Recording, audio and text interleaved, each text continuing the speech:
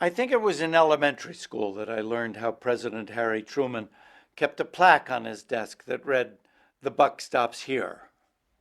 The lesson was obvious. As the man at the top, he was ultimately responsible.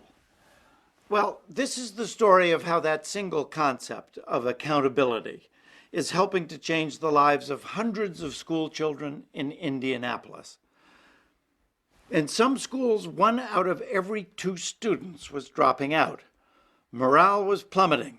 Recruiting and retaining good teachers was a problem. The answer: they started a charter school system, free public schools designed to meet particular needs of particular students.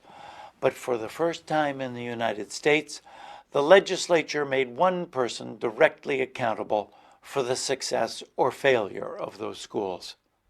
That one person, the mayor.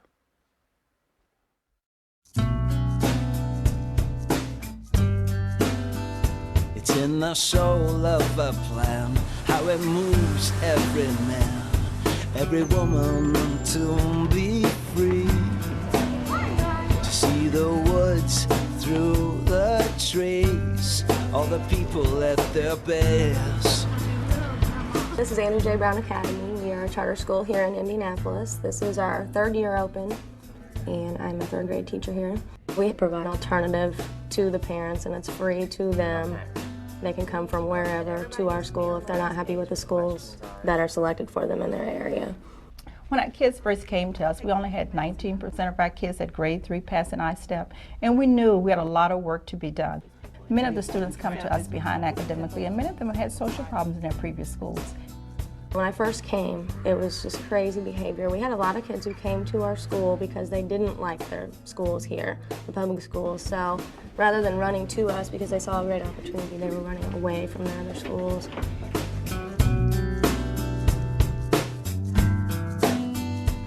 Being a superintendent of schools here in Decatur, as we began to look around and being very concerned about the students that we were losing, we knew we had to look at something different. For example, we on a consistent basis are having about 480 students leave our 8th grade, but we're only graduating about 280 in our comprehensive high school, Decatur Central High School. So what's happening to those students?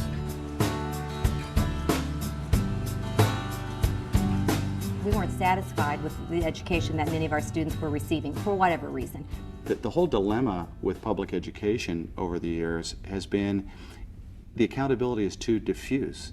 It is impossible to sort of say, well, you're responsible for this, or you are. And I also thought that there were many students who were simply slipping through the cracks, and we needed to find a different way of teaching them. If one system doesn't work for your child here, there should be another choice for that child to go to another public school system. And I thought charter schools offered the best opportunity. At the time, there were 2 basic models for mayor's involvement in education reform. One was to be a cheerleader, an advocate, a fighter for the school district, and the other was to take over the school district. And I felt that both of those models fell short in my mind. One of the things that we thought was, well, who is ultimately really responsible to the people in their communities? Well, the mayor is really ultimately responsible. It took us 7 years to pass the charter school bill. The mayor of Indianapolis, Mayor Bart Peterson, is the only mayor in the country that has authority to charter schools. And so once a mayor is in that position, there's a powerful incentive to do everything possible to make sure that those schools do perform, that they do succeed. It's in the smallest of things, how you care for what you do, and follow on through. 3 meters. What else do we know? We need to know. Good. What's unique in Indianapolis is that the mayor here is the authorizer, the person who decides who gets a charter and oversees and evaluates the schools that are up and operating. And he is directly accountable to the people who are being served by those schools. That has forced us to develop systems that are exceptional across the board. Indiana Black Expo is a nonprofit organization. This is our 36th year. Our program focus is youth and family programs. Indiana Black Expo received a charter. So we actually have the charter received from the mayor's office that began the Andrew J. Brown School. We also have a multi-step application process. They receive a huge application package, and he's got to really feel confident that you're going to have a good product. So after an applicant submits their full application, not only does the staff do evaluations of the applications, but we have an external board of experts, an advisory board, that gives us feedback on the application.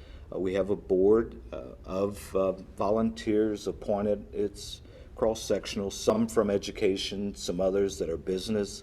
We've had attorneys. And then we hire external people to look at the application, including a firm that looks just at the governance and the finance piece of the application, because that's so critical and has so often been overlooked. He has a whole team of people that work with you. One of the things that's been particularly useful to us and is also unique is that our chartering process is on television.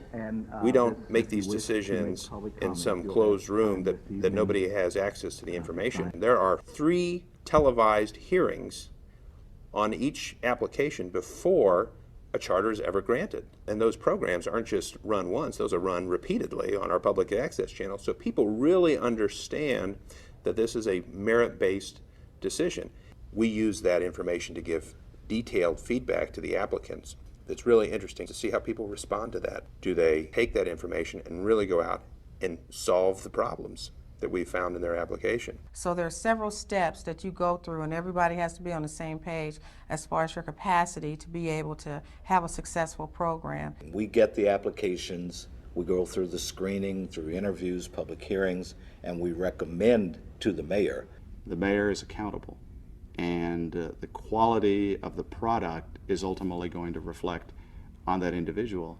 And that individual goes before the voters every 2 or 4 years. And the charter has to be approved by the City County Council. Thank you, Mr. President. I just want to acknowledge the fact that this was a community development initiative, if you will. Our process is once David Harris and his staff does a rigorous review and their board approves it, and the mayor decides that that's a school that he wants to chart, it comes to the legislative body for ratification. Up under the leadership of Joanne Taft, got together and thought about this school very hard and worked to collaborate with efforts to create this college preparatory liberal arts high school. So I hope you'll join me in voting for this need in downtown Indianapolis. I would move the passage of... Across the country, far too many charters have been granted to people who shouldn't have gotten charters. The role that we play as a charter authorizer, we make sure that only those people who really are going to run top quality schools get charters in the first place. And then once those schools are chartered, to make sure that those schools are effective, are meeting the needs of those students. Why was Mom going to the florist? Okay, do you guys know what a florist is?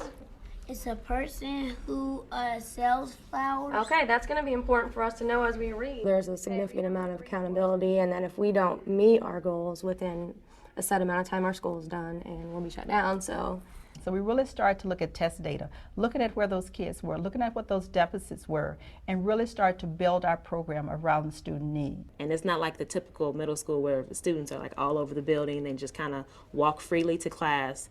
Here we actually have them line up, we take them to class, they stay in one area pretty much, and so we know each other really well. Minus a -2. India, what do you have? He's fine. Good job. And also as individual teachers, our children have to make growth, and if a majority of my students don't make growth, there's a good possibility I won't be asked back. Also, we're accountable as far as our curriculum. Every week we have a meeting, we turn in our lesson plans. Our test scores on I-STEP, which is what Indiana uses to measure growth, basically, I want to say they've doubled in almost all areas in most grade levels. And so that's something that is definitely we're held accountable for. So yes. Getting the Mayor's Award was just The Andrew J. Brown, because of Thelma and her work, has been just awesome. They received the Mayor's Excellence Award last year for Most Improved with all their numbers, and so we're just so proud we picked a winner. On average, we've seen a 25% increase in that pass rate for the kids who have attended the mayor-sponsored charter schools. The statewide average, using the same comparative data, is less than a 1% increase. It was very, very difficult to get people to think about changing schools. It scared them because they don't want to take a risk with their children. In a lot of communities, there has been an adversarial relationship between the traditional public schools and charter schools. We're right now in the Decatur Discovery Academy, which is a charter school that the mayor sponsored that was organized by a local school district. The mayor's charter was very, very intriguing to me because of the flexibility that it allows outside of our traditional school setting. The length of day, the availability of who we can hire for teachers, for principals, we can go out and find the very best. And what you see here is an expansion of our Decatur Discovery Academy to accommodate additional students. They had the authority to, under the state charter law, to grant a charter to that school themselves. If you go through the mayor's process, you can be assured that it's going to be a charter school with a great chance for success. Multiply your 9 sections times your 3 meters in each section. 9 times 3 is? I had a lot of people tell me before I jumped into this that I was probably making a mistake. I didn't have to get involved in education. It wasn't part of the mayor's job description. Some people thought I just shouldn't, period, that it was wrong for the mayor to be involved. But my feeling was, I don't know how you can be a mayor wanting to make life in your city better and not focus on the educational system. Number 5. The educational system is such a vitally important part of what the quality of life in any city is about. I don't see how a mayor can ignore that.